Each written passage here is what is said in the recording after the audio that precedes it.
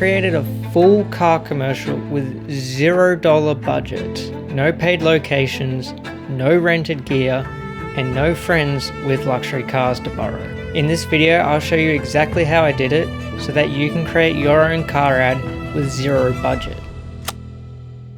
The first step is just planning a broad concept. And at this point, I didn't even know what car I was using.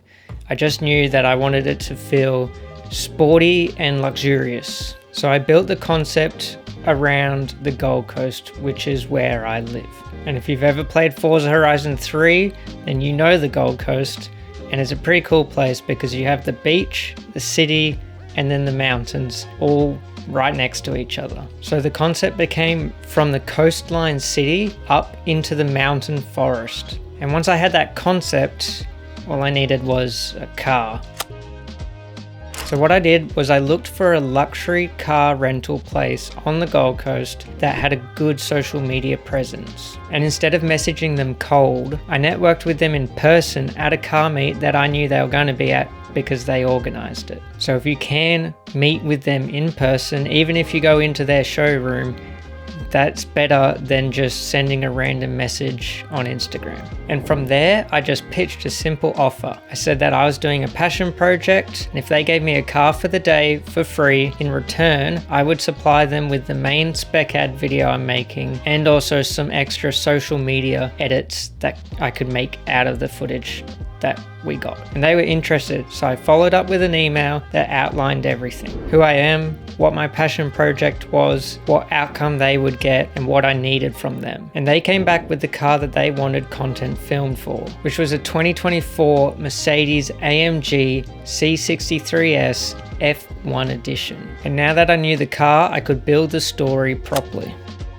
The storyline ended up being builder knocking off early Friday afternoon to get in his Mercedes, drive through the city, up through the twisty roads into the mountain to the lookout to catch the sunset. From there, I moved into planning. I used ShotDeck to build a rough storyboard and mood board for the look and how I wanted it to feel. I organized everything in Notion, and I used Artlist to find the main track that the edit would revolve around. I then went out and scouted each location in person. I filmed test footage at each location on my phone, on my camera, or my drone, and used a sun tracking app at each location to find the best time to shoot. With that done, I then brought all that footage that I'd captured and the music I'd already gotten and put that into DaVinci to start building out a rough edit of the commercial. And doing this makes it really clear what shots you actually need and what shots you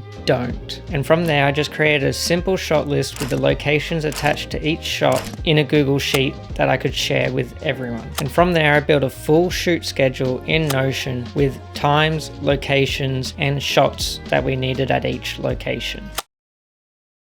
As this was a passion project and had no budget at all, it did mean that the crew was just my two friends and my dad who drove the car, and they didn't get paid and they just did it out of the kindness of their hearts.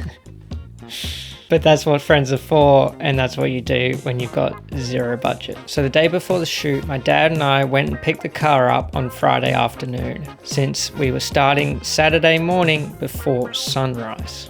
We got up very early and headed up into the mountains while it was still dark.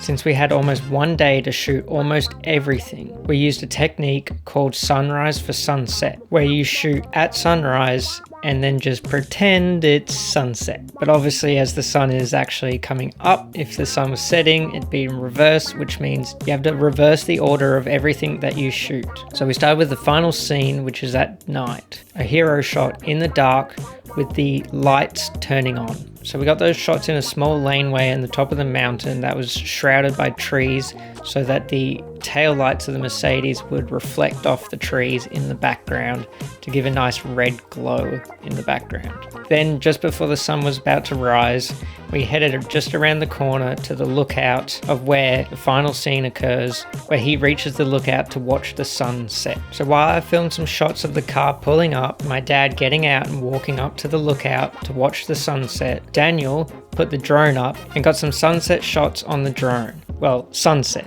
But then something unexpected happened and Daniel saw something while flying the drone. He yelled out to us and said, "Look, there's fog rolling over the mountains." So instead of sticking to the plan to get the next shots after that, we adapted slightly and we drove higher up the mountain to go chase the fog. And getting right to the top of the mountain, there was a thick cloud of fog surrounding everything and it looked awesome. So we knew this is where we needed to get our roller shots. And for the rolling shots, I had my camera on my gimbal and I was sat in the boot of my car with a safety harness on. So no fancy car camera rig was needed. We did multiple runs going up and down to get as much variation as we could, as many shots in the fog while it lasted.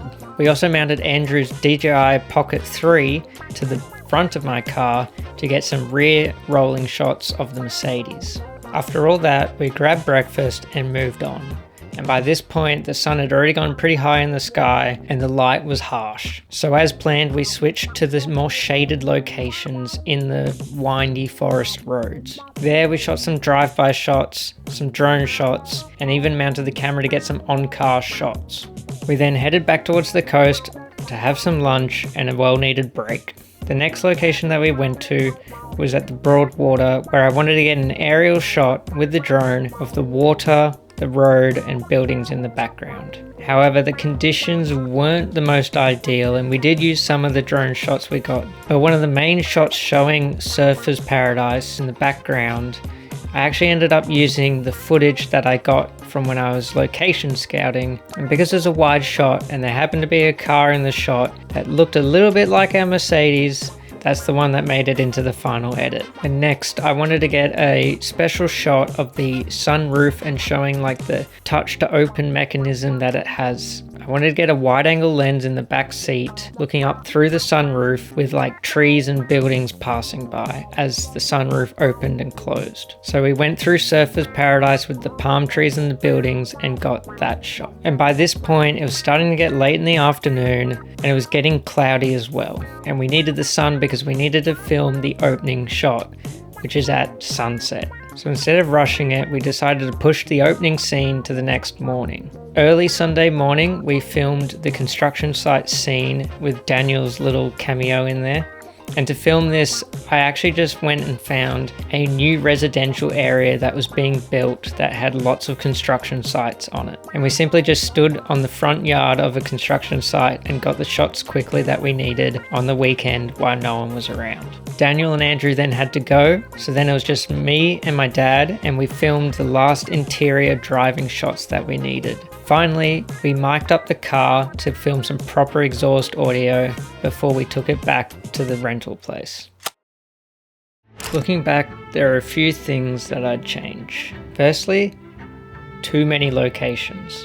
It made everything feel rushed and there was just too many spots to try and film all in a short time frame. Secondly, the concept of the storyline was just a little bit too complicated for a 60-second ad. I realized that it's quite hard to establish a scene, establish a character, establish a storyline, and show the car all in just 60 seconds. So my storyline, I think it ended up being far too complex for what needed to be a simple ad. And the biggest one, the story just felt emotionless. It really just came across as like a sequence of events rather than telling a story or capturing an emotion or feeling about the car. So next time I would just simplify it and focus on the emotion and the energy of the film. But at the end of the day, this entire commercial was made with zero budget.